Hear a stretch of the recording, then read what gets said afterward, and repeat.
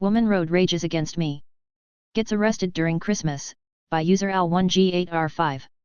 This happened in early December last year. I'm driving home from school one afternoon, and I accidentally cut off a lady in a biggest suburban. I quickly got back into my original lane and waved an apology after she honked at me. I was a bit tired, so I missed her in my blind spot. I thought that would be the end of it, but boy was I wrong. My one careless move triggered a series of road rage incidents from her that I never thought anyone would be capable of resorting to. First, this woman speeds around me and aggressively cuts me off and brake checks me very hard. Mind you, the speed limit was 45 miles per hour, and I was already doing 50 miles per hour. She had to be passing me at no less than 70 miles per hour. I gave her some room in case she brake checks me again, which she did, bringing our whole lane down to 15 miles per hour all while flipping me off outside her window. I have a dash cam, so even if I hit her, I could have taken the insurance payout, but dealing with insurance is too much of a hassle, and I love my car, so I didn't want to damage it. Other cars start passing us, so I try to do the same, but she dives in front of me again. Eventually, she lets me pass and I wave her sorry again, which she responds to with the finger. Finally, we stop at a red light, and she pulls alongside me yelling at me to roll down your fucking window you N-word. I'm not even black, of course, I don't, in case she pulls something out on me.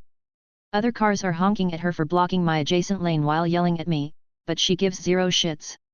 Once the light turns green, I make a loop around the block to try and lose her, but to no avail.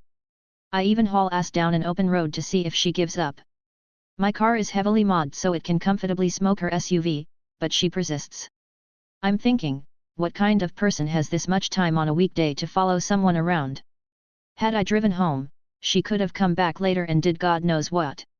So finally, I resort to calling the cops. Unfortunately, I'm right at the boundary of 3 counties, so I get bounced around dispatchers for about 5 minutes before finally ending up with the right jurisdiction.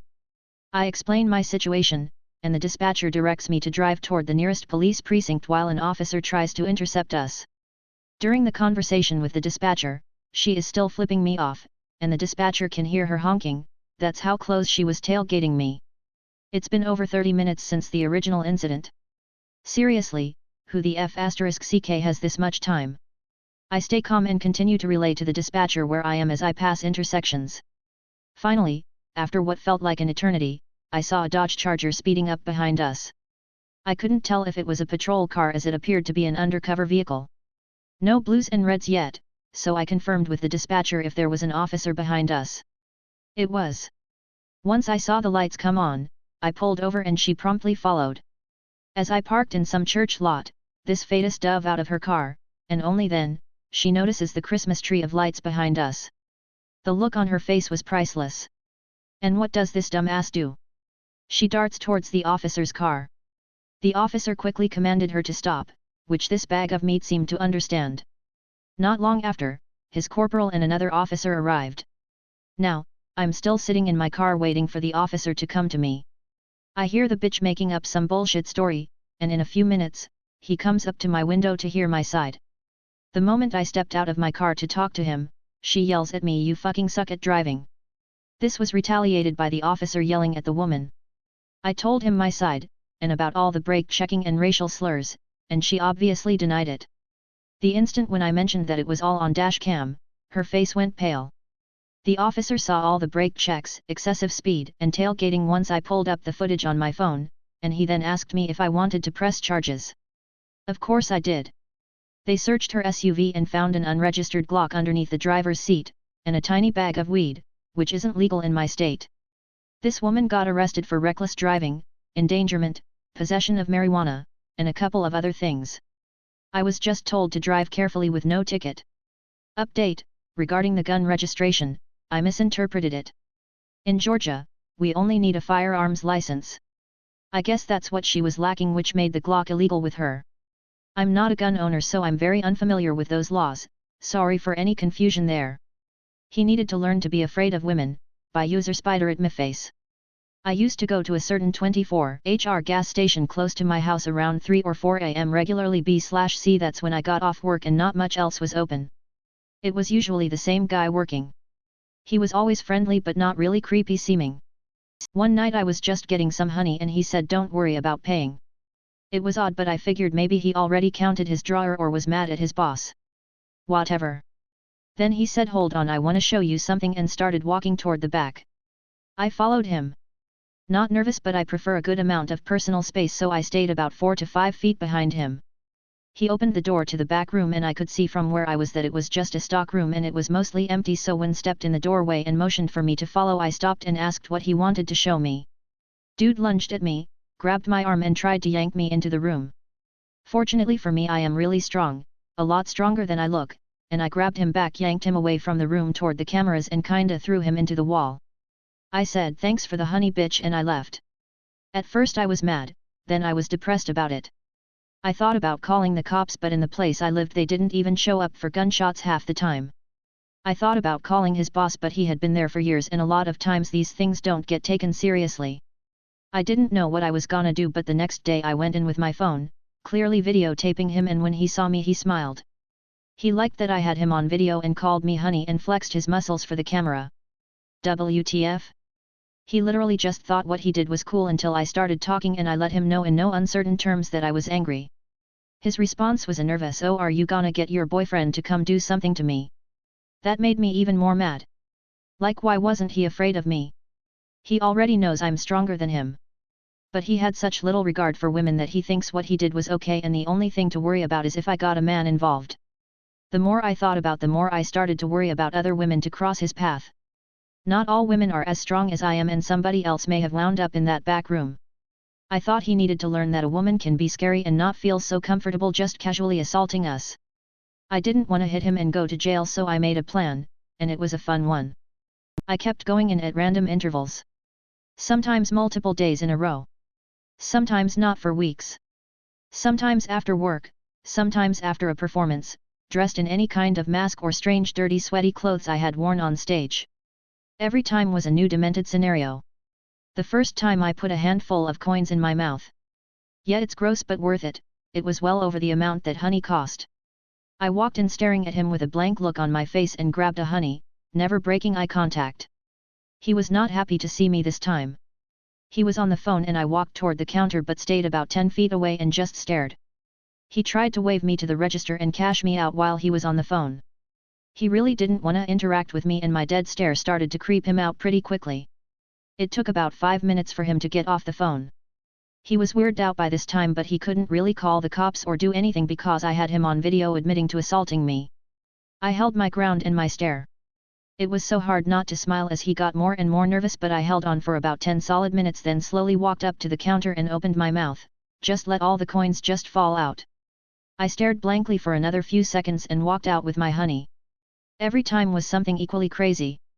Once I just kept opening candy at the counter, taking one bite then dropping it and saying it doesn't taste good. Why doesn't it taste good? I need it to taste good. Then I left a 20 in the counter and walked out. I'm not a thief. One time I just cheerfully sang a Cramps song and rearranged an entire aisle. Every time he tried to tell me to stop I death glared him and sang louder. I visited him often for around 6 months. Sometimes I would act like he was my best friend and just hang out at the counter telling him random nonsensical stories. Sometimes I would act like I was so heartbroken and sad about like the donut display or something. But I never ever let him speak. I would change my expression to a murder stare and keep talking but make my voice very loud and firm until he shut up. Eventually he developed a twitch and I could tell he was truly miserable, so I felt done. My boyfriend really wanted to see this dude, so I brought him in for one last visit. Did a whole introduction like we were buddies. We both leaned on the counter drinking soda and eating candy for about 30 minutes. It was earlier than usual, a few other people were in and out. We were cheerful as fuck. I told him that I felt like he didn't like me as much as he used to. I told my boyfriend in front of him he used to like me a lot. He liked me so much he tried to drag me into that back room over there.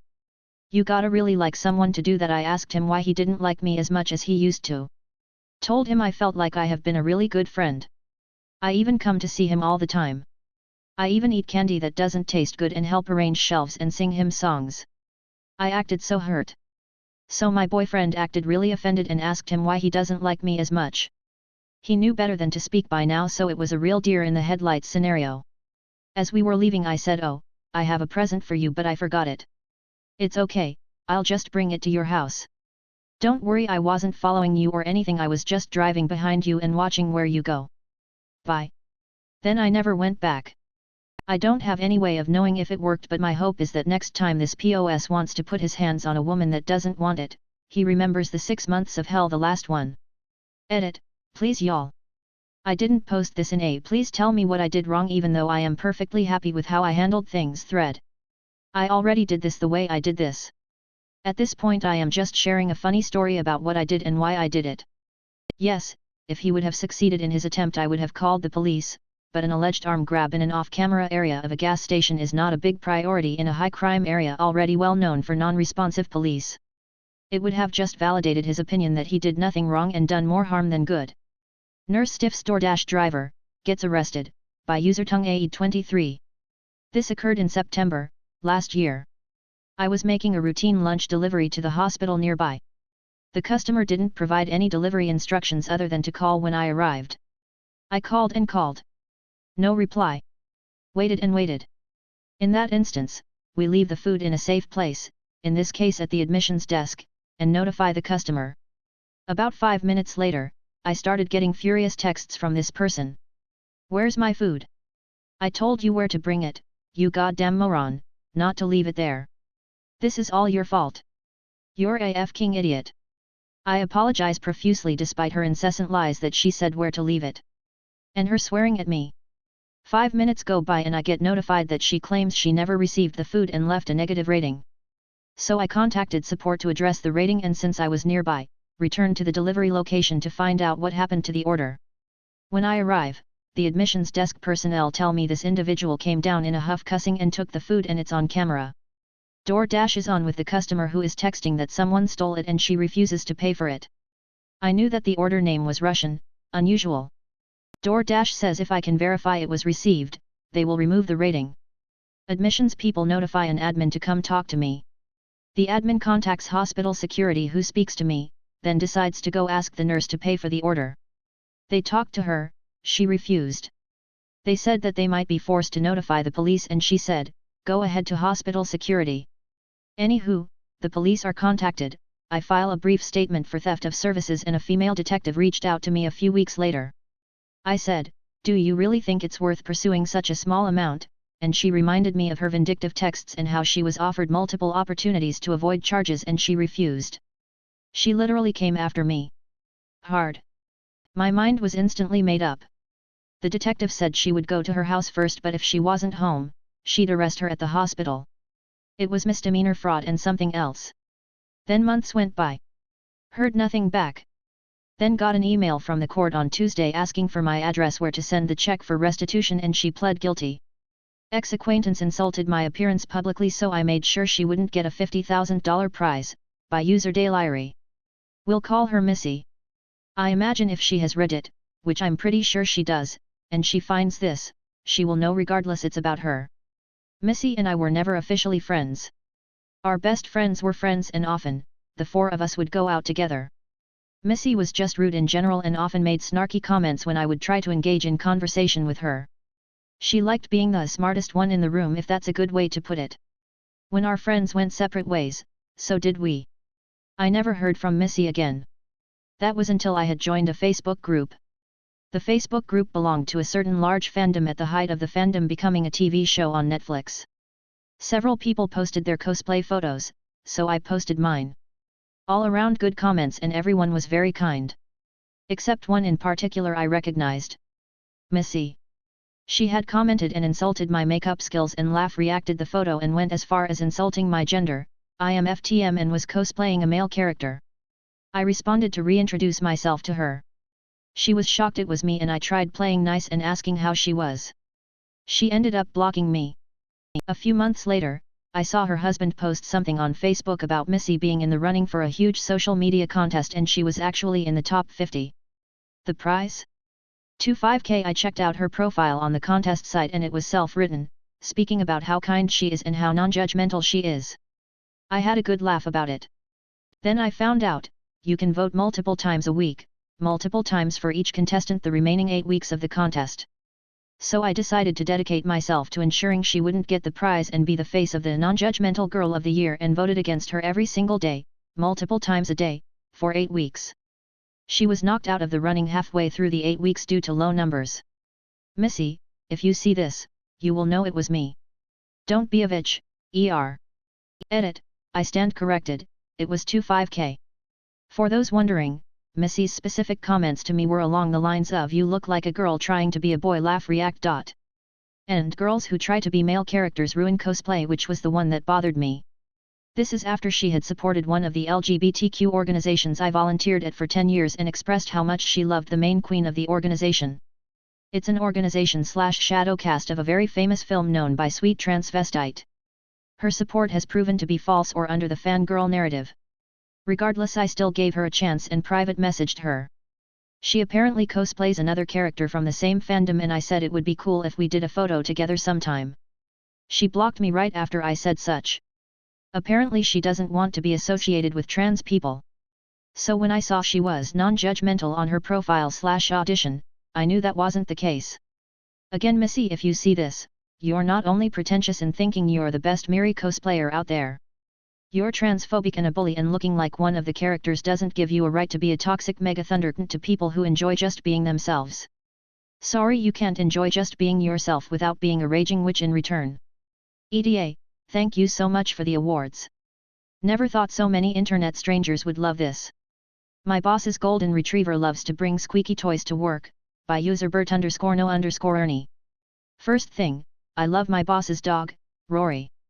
I work in an office, and on most days when Rory comes to work he's a joy. He's a golden retriever and is super well behaved and happy, but sometimes, Rory brings a squeaky toy to work. My boss is seemingly immune to the squeaks, but for the rest of us, it's agony. It's like a squeak every 20 seconds. Usually we have to wait for Rory to chew through his toy squeakers, hours, days. We don't really want to say anything because he's so good, but one Monday, my will to ignore it broke. I had awoken with pounding headache, and the caffeine was not alleviating the pain. Each new squeak felt like the smallest of needles passing through my brain right behind my eyes. I'm not proud of this, yes I am, but my boy in IT has a cordless drill on hand that he let me borrow. I took Rory's pink penguin right from under his nose, faked a throw down the hall, and hid the stuffy in the back of my shirt. With Rory bewildered, I took the toy into my office and felt around the toy for the squeak valve. Once I found it, I took my pocket knife and made a small incision in the fuzzy layer, and with the borrowed IT drill, I carefully drilled a 1/8 hole through the squeaker's valve, silencing the animal forever, before throwing it back to Rory. Now I just do it automatically when Rory gets a new squeaky toy. People seem be genuinely grateful, and my boss assumes Rory chewed through his toy. TLDR, the squeaky toy version of an icicle murder. Edit, the stuffed penguin, not Rory. Edit 2, Rory goes through a toy a day. It's been mentioned to my boss before, but I give my boss the benefit of the doubt that he's not a jerk. Sometimes people forget, like I said, 90% of his toys are fine. My actions weren't malicious by intent, it was a way to be able to work and still let Rory have his toy.